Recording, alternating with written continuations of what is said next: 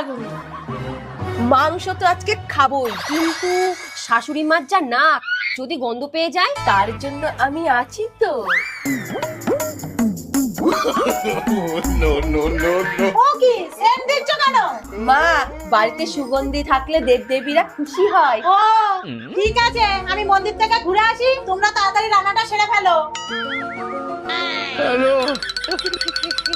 হে দিদি, শাশুড়ি মা মন্দিরে চলে গেছে, তুই তাড়াতাড়ি রান্না কর, আমি বাইরে পাহারা দিচ্ছি। ঠিক আছে।